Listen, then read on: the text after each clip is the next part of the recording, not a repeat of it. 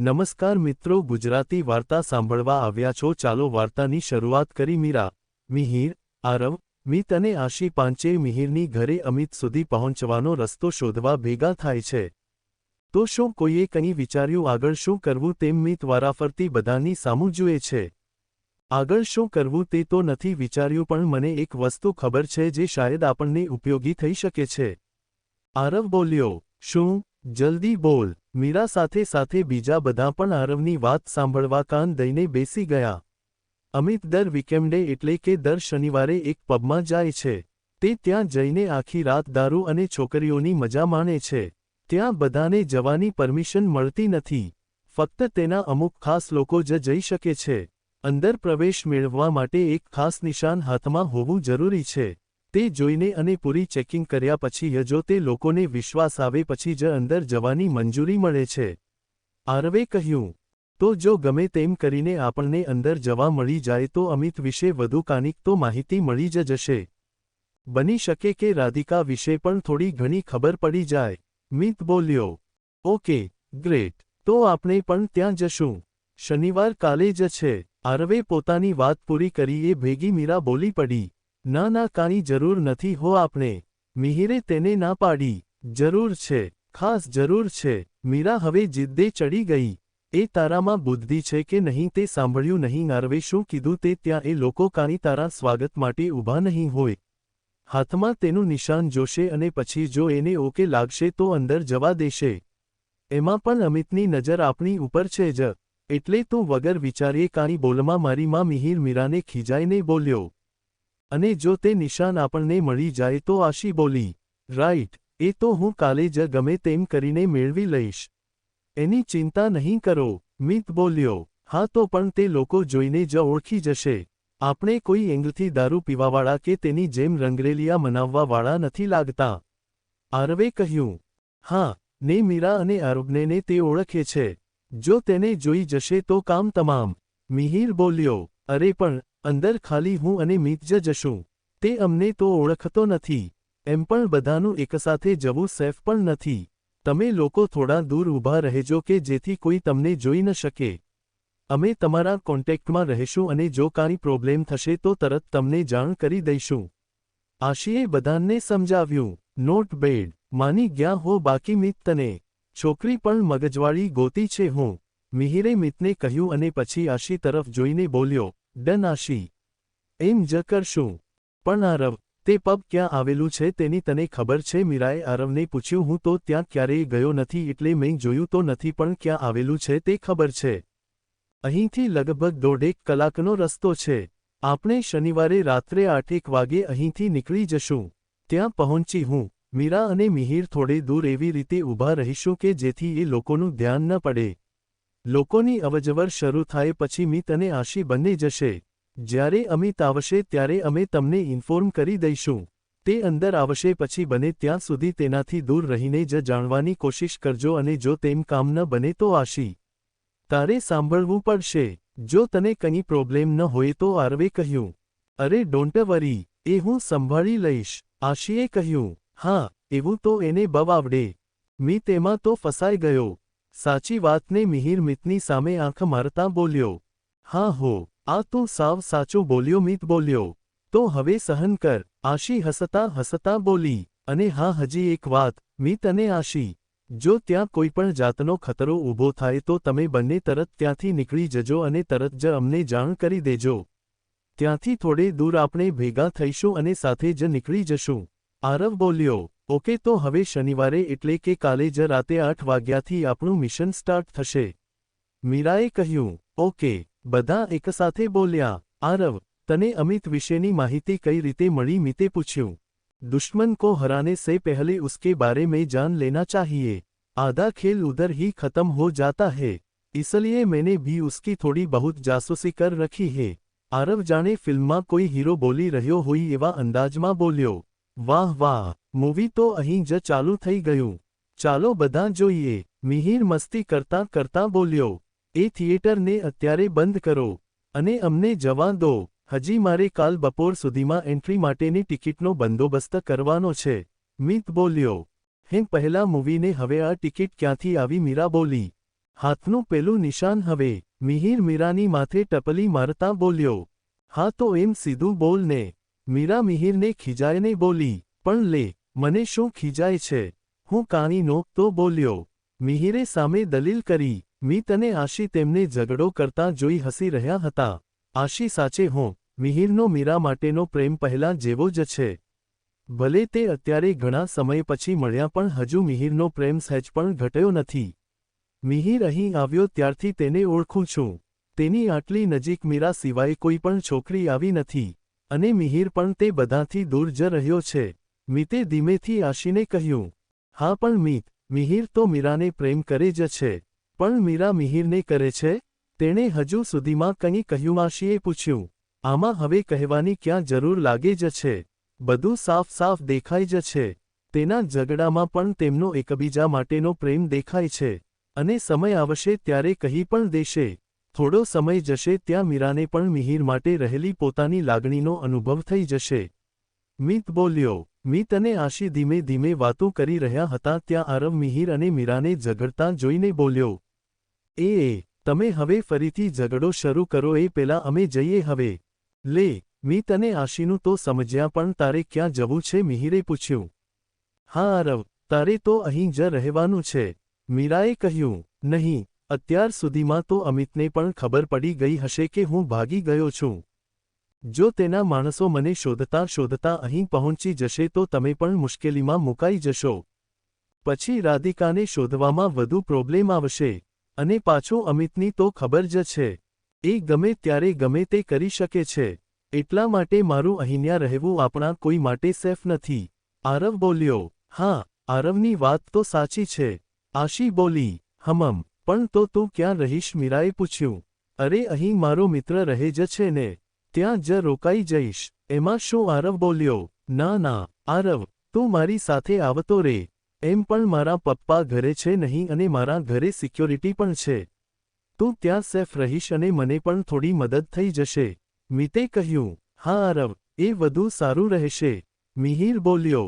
આરવ પ્રશ્નાર્થ નજરે આશી તરફ જોઈ રહ્યો હતો. તેને જોઈને આશી હસવા લાગી અને પછી આરવને કહ્યું. ડોન્ટ વરી આરવ, અમારો કોઈ પ્લાન નથી. તું મીત ઘરે જ રોકાઈ જા. અને જ્યાં સુધી રાધિકા મળે નહીં ત્યાં સુધી તું ત્યાં જ રોકાઈ. હા, બે જાસૂસો ભેગા થઈને અમિત વિશે રજેરજની માહિતી ભેગી કરી લેશે. સાચી વાતને આરવ? મીતે આરવને તાળી મારતા કહ્યું. હા હો, એકદમ સાચી વાત. આરવ બોલ્યો. ઓકે તો ફ્રેન્ડ્સ, કાલે હું, આરવ અને આશી 8 વાગ્યે મારી કાર લઈને અહીં જ આવી જશું. તમે તૈયાર જ રહેજો. અને પછી આપણે જશું મંજિલના પહેલા પડાવ પર. મીત બોલ્યો. ડન. મિહિર અને મીરા બોલ્યા. પછી આરવ, મીત અને આશી ત્રણેય ઘરે જવા નીકળી ગયા. તેમના ગયા પછી મિહિરે દરવાજો બંધ કર્યો અને મીરા પાસે આવીને બેઠો. મીરા, હવે ટેન્શન લેતી નહીં. આપણો પ્લાન જરૂર સક્સેસ જશે. અમિત વિશે થોડી ઘણી પણ ખબર પડી જાય પછી તો રાધિકા સુધી પહોંચી જશું. મિહિર જાણી ગયો હતો કે મીરા હજુ પણ ચિંતામાં છે માટે તેણે ટેન્શન ઓછું કરવા કહ્યું. અમિત રાધિકા સુધી પહોંચ્યો કેમ અને રાધી તેની સાથે કઈ રીતે શક્ય છે અને આટલું બધું થઈ ગયું ત્યાં સુધી મને ખબર પણ ન પડવા દીધી. જ્યારે ઘરે આની ખબર પડશે ત્યારે શું થશે? ઘણા સમયથી મનને સતત ખાઈ જતી વાત. મીરા બોલી. જો મીરા, હવે જે થઈ ગયું છે તેને બદલી નહીં શકાય. હવે આગળ શું કરવું તે આપણા હાથમાં છે. અને હજી આપણને પાક્કી ખાતરી તો છે નહીં કે તે રાધિકા જ હોય. હકીકત શું છે તે આપણને રાધીને મળશું પછી જ ખબર પડશે. જો કદાચ આરવે કહ્યું તે સાચું પણ નીકળે તો આપણે સાથે મળીને તારા મમ્મી પપ્પાને સમજાવશું. તે જરૂર માની જશે. એકવાર અમિત હાથમાં આવી જાય પછી તે વિડિયો પણ ડિલીટ કરી નાખશું કે જેથી આગળ જતાં રાધીને કોઈ મુસીબત ન આવે. અત્યારે સૌથી વધુ જરૂરી ફક્ત એક જ વાત છે, રાધીને સહી સલામત શોધવી. મિહિર મીરાને સમજાવી રહ્યો હતો. સાચી વાત છે તારી. મીરા બોલી. હા બસ તો પછી હવે ડાચું સરખું કર. મિહિર બોલ્યો. સરખું જ છે હવે. મીરાએ ચહેરા પર થોડી સ્માઇલ સાથે કહ્યું. હા બસ ને હું શું કહું, એમ પણ તને આજે ઊંઘ આવવાની નથી અને મને પણ નહીં જ આવે તો એના કરતાં ચાલને આપણે ચોપાટીએ જઈએ. થોડીવાર ત્યાં રહેશું તો મગજ પણ ફ્રેશ થઈ જશે. જો તારે આવવું હોય તો. મિહિરે કહ્યું.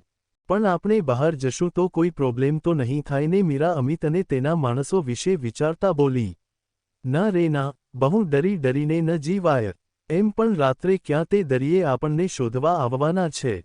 મિહિરે કહ્યું. હા, એ પણ છે. જે થશે તે જોયું જશે. ચાલ તો રાત્રે જશું. માણસો પણ ઓછા હશે એટલે વધુ મજા આવશે. મીરાએ કહ્યું. સબૂત, ક્યાં હશે તે પેનડ્રાઈવ? રાધિકા અમિતના રૂમમાં તે વિડીયોવાળી પેનડ્રાઈવ શોધી રહી હતી. જેટલા ખાના હતા બધા ખોલીને જોઈ લીધા પણ પેનડ્રાઈવ ક્યાંય મળી નહીં. તે બધે નજર ફેરવી રહી હતી અને વિચારી રહી હતી કે હવે એવી કઈ જગ્યા છે જ્યાં તે છુપાવી શકે. તેની નજર દિવાલ પર લગાવેલ ફોટો પર પડી. ઘણા બધા ફોટો લટકાવેલ હતા. તેમાં અમિતના અમુક બાળપણના ફોટો હતા. અમુક તેના મમ્મી પપ્પા સાથેના હતા જેમાં અમિત સાવ નાનો હતો. રાધિકાએ ધ્યાનથી જોયું તો તેમાં ક્યાંય પણ વિહાન હતો નહીં. ત્યાં તેની નજર બધાની વચ્ચે રહેલ ફ્રેમ પર પડી. તેમાં એક નાના પતંગિયાનું પેઇન્ટિંગ હતું. રાધિકાને થોડું અજીબ લાગ્યું. તે પાસે ગઈ અને હાથ લગાડવા ગઈ ત્યાં કોઈએ તેનો હાથ ખેંચ્યો અને ઝટકાથી રાધિકાને ખેંચી. એક સેકન્ડ માટે તો રાધિકા ડરી ગઈ. તેને થયું કે અમિત આવી ગયો. તેણે જોયું તો વિહાન હતો. તેને થોડો હાશકારો થયો. વિહાન તેનો હાથ પકડીને રાધિકાના રૂમમાં લઈ ગયો. શું થયું વિહાન? કેમ મને અહીં લઈ આવ્યો? રાધિકાએ પૂછ્યું. તું ત્યાં શું કરતી હતી? ને ત્યાં તે ફોટો પાસે શું કરતી હતી? તું વિહાને પૂછ્યું. હું ત્યાં પેનડ્રાઈવ શોધી રહી હતી. એમાં મારું ધ્યાન દિવાલ પર ગયું. તેના ફેમિલીના ફોટોઝ વચ્ચે તે પતંગિયાના પેઇન્ટિંગ પર પડ્યું. એટલે તે જોતીતી હું. રાધિકાએ જવાબ આપ્યો. કઈ પેનડ્રાઈવ? ને ત્યાં અમિત આવી જાત તો ખબર છે તારું શું થાત? વિહાને કહ્યું. ના, એ આજે મોડો આવવાનો છે. તે કોઈ સાથે કોલ પર વાત કરતો હતો તો મેં સાંભળી લીધું હતું. રાધિકાએ કહ્યું. હા તો તે પેઇન્ટિંગ પાસે જવાની શું જરૂર હતી તારે? વિહાન ટેન્શનમાં લાગી રહ્યો હતો. કેમ, શું થયું એમ પણ મને તે અજીબ લાગ્યું હતું. રાધિકાએ પૂછ્યું. મને બધી ખબર તો નથી પણ તે કંઈ નોર્મલ પેઇન્ટિંગ નથી. તેને સહેજ ત્રાસું કરતાં તેમાંથી એક ચાવી નીકળે. તે ચાવી શેના માટે છે તેની ખબર તો આજ સુધી મને પણ નથી પડી. અને તે ચાવી પણ જો અમિત સિવાય બીજું કોઈ ટચ કરે તો તરત જ તેની જાણ અમિતને થઈ જાય. બધી સિસ્ટમ તેની કંટ્રોલમાં છે. વિહાન તેને સમજાવી રહ્યો હતો. રાધિકાને આ બધું સમજમાં નહોતું આવી રહ્યું. આજ સુધી મૂવીમાં જોયેલ હતું તે વિહાન કહી રહ્યો હતો. એટલે સાચે એવું છે? રાધિકાએ પૂછ્યું. હા, મને પણ પૂરી ખબર નથી પડવા દીધી. તેની પર્સનલ વસ્તુની ખબર તે કોઈને પડવા દેતો નથી. વિહાને કહ્યું. રાધિકાએ ટૂંકમાં જ કહ્યું. થોડીવાર પછી ફરી રાધિકા બોલી. અમિત તારો સગો ભાઈ નથી ને? રાધિકાની વાત સાંભળીને વિહાને તરત તેની સામું જોયું. અને પછી કંઈ પણ બોલ્યા વગર ચૂપચાપ નીચે નજર રાખીને બેઠો રહ્યો. મેં સાચું કહ્યું ને? રાધિકાએ ફરીથી પૂછ્યું. દિવસભરના સૂર્યના ઘોર તાપને શાંત પાડવા ચંદ્ર પોતાની શીતળતા વિખેરી રહ્યો હતો.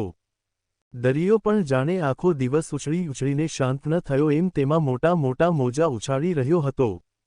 ઉછળતા મોજા જ્યારે નીચે પાણીમાં પડે અને જે ત્યારે થતો અવાજ શાંતિને ભંગ કરતો હતો.